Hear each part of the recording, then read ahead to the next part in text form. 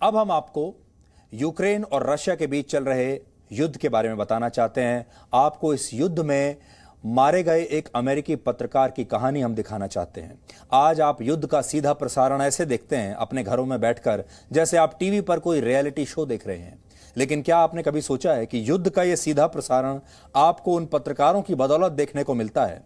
युद्ध की पल पल की जानकारी उन पत्रकारों की वजह से आपको मिलती है जो अपनी जान पर खेलकर अपने परिवारों को छोड़कर युद्ध क्षेत्र में जाते हैं, वहां मौजूद रहते हैं और जिनका एक ही मकसद होता है कि वो अपने दर्शकों तक, आप तक युद्ध की बेहतरीन तस्वीरें और युद्ध की हर सच्चाई को पहुंचा सकें।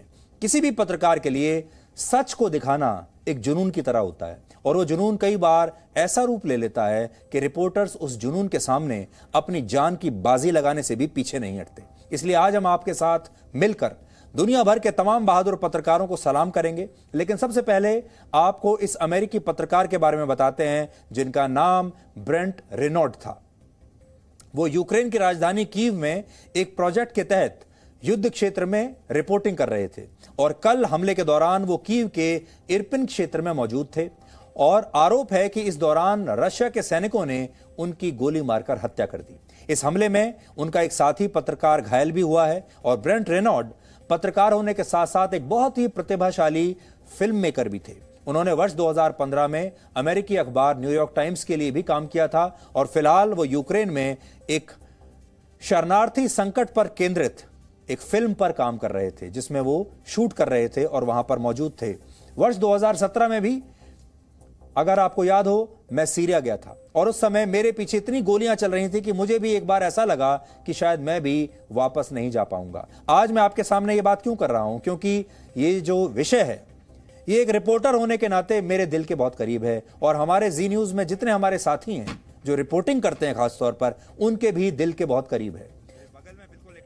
और यह समय हर पत्रकार के जीवन में आता है जब उनके सामने यह विकल्प होता है कि या तो वो वापस चले जाएं या जान पर खेलकर आगे बढ़ते रहें और रिपोर्टिंग करते रहें। और इस दौर का अनुभव मैंने बहुत करीब से किया है, चाहे 1999 का कारगिल युद्ध हो, 2001 में संसद पर हुआ आतंकवादी हमला हो, सियाचिन में खून जमा देने वाले मौसम के बीच रिपोर्टिंग हो, और इन सब से मैं खुद भी बहुत गुजरा हूं। इसलिए आज इस पत्रकार के लिए मैं आपको चाहूंगा कि आप इस पत्रकार की आत्मा की शांति के लिए जरूर प्रार्थना करें और हमेशा ये बात याद रखें कि आपको जब युद्ध क्षेत्र में नई नई तस्वीरें देखने को मिलती हैं, नई नई सच्चाई के बारे में आपको पता चलता है, वो किसी ना किसी रिपोर्टर की वजह से पता चलता है। और अपने तजुर्बे से मैं आपको ये बता सकता हूं कि बहुत बार जीवन में ऐसी स्थिति आती है कि आप जानते हैं कि अगर इससे आगे और आगे गए, एक लक्ष्मण रेखा होती है, उसको अगर आपने पार कर लिया तो आपकी जान भी जा सकती है। लेकिन एक लालच भी होता है मन में, और लालच ये होता है कि अगर मैं वहां गया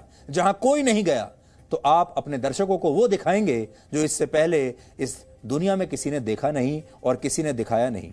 और एक रिपोर्टर हमेशा उसी पल के लिए जीवित रहता है कि वो अपने दर्शकों को ऐसी ऐसी बातें बताए, ऐसी तस्वीरें दिखाएं जो उन्होंने कभी देखी ना हो।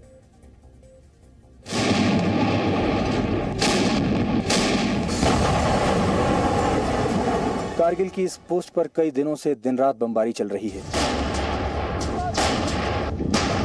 देख वो फटा एक देख। वो यार वो मुझे बीटी इस गन पॉइंट पर दोनों पक्षों के बीच बमबारी एक आम सी बात है। एक गोला अगर यहां से जाए तो उसके थोड़ी देर बाद उसका जवाब भी दूसरी तरफ से जरूर आता है।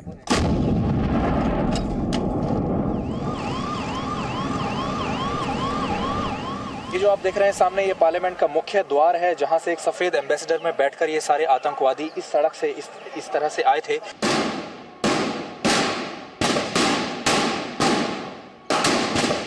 वहां पर एक आतंकवादी जो कि ह्यूमन बॉम्ब था, वो वहां पर गया और उसने अपने आप को एक्सप्लोड कर लिया। मेरे हाथ में इस तरह की गोलियों के जो शेल हैं वो पूरे इस समय पार्लियामेंट हाउस में फैले हुए हैं।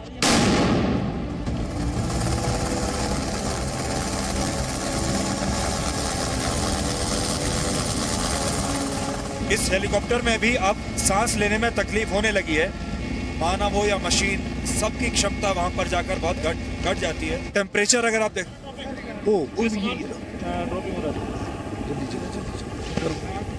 हमारे जैसे एक सिविलियन के लिए यहाँ पर 1 घंटा नहीं, कुछ मिनट बिताना भी बहुत मुश्किल काम होगा। सो हमारी कोशिश तो ये थी कि हम आपको फ्रंट लाइन पर ले जाएं। ये फ्रंट लाइन है और आपको दिखाएं कि देखिए मेरे बगल में बिल्कुल एक टैंक है जो फायरिंग जिसने शुरू कर दी है। तो युद्ध की तस्वीरें आपने बहुत देखी होंगी, लेकिन हम ऐसी जगह तक पहुंच गए हैं जहां पर लड़ाई इस वक्त चल रही है। कौन सी गोली, कौन सा शेल, कौन सा गोला कहां से आकर गिर जाए आपको कभी पता नहीं चलेगा। और ये इराक, जो सीरिया में जो युद्ध चल रहा है इस वक्त, उसका एक फॉरवर्ड पोस्ट है और वहां से हम आपको दिखा रहे हैं।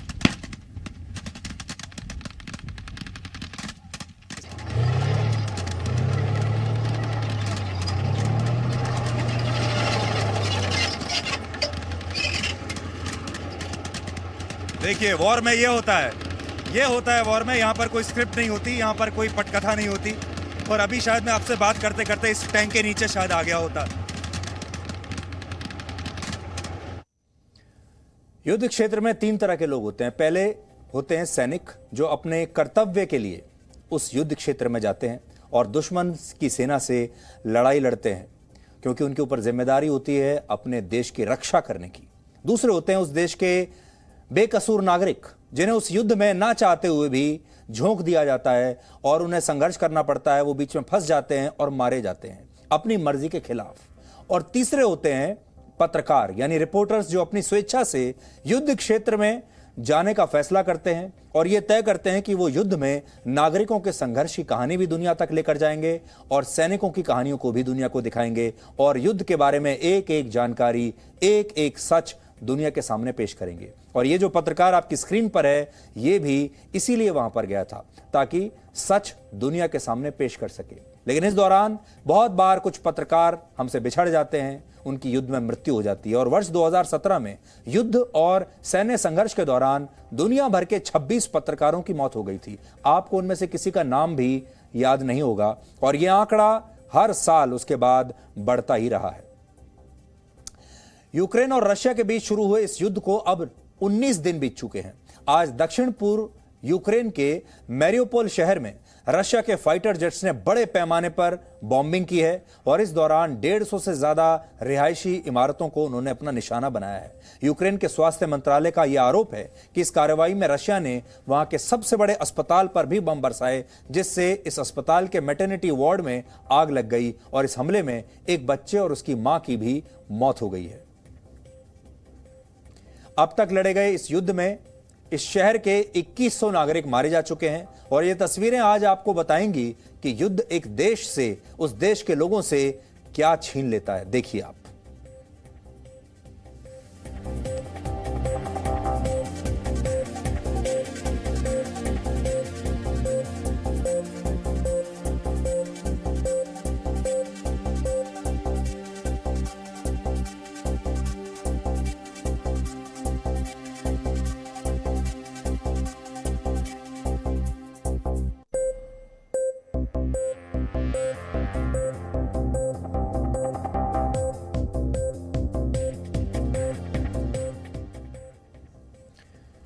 तो ये एरियल तस्वीरें हैं और जैसा हम आपको बता रहे थे कि आजकल युद्ध की ऐसी ऐसी कवरेज होती है कि आप अपने घर में बैठे हुए युद्ध की एक तस्वीर देख सकते हैं और आपको ऐसा लगेगा जैसे आप कोई टीवी का रियलिटी शो देख रहे हैं। एक और तस्वीर आपको दिखाना चाहते हैं जो यूक्रेन ने जारी की है और इस तस्वीर के जरिए यूक्रेन क्या बता रहा है। यूक्रेन पूरी दुनिया को यह बता रहा है कि यह मत समझिए कि यह हमला हमारे ऊपर हो रहा है, यह हमला किसी भी दिन किसी और देश पर भी हो सकता है। और इस वीडियो के जरिए उन्होंने ये बताया है, उन्होंने पेरिस शहर को दिखाया है। एक लड़की पेरिस में आईफल टावर के सामने खड़ी है और अचानक से आईफल टावर पर हमला हो जाता है। ये देखिए, ये लड़की असल में फोटो खिंचवा रही है और अचानक वहां पर हमला हो जाता है। ये असली तस्वीरें नहीं हैं, ये एनिमेटेड तस्वीरें हैं, लेकिन दुनिया को ये सावधान करने के लिए हैं कि ज्यादा खुश होने की जरूरत नहीं है कि अभी हमला सिर्फ यूक्रेन पर हो रहा है। ये हमला किसी भी देश में कभी भी हो सकता है, उनके ऊपर भी हो सकता है। Presenting B News app, available on Google Play and App Store. Download it now.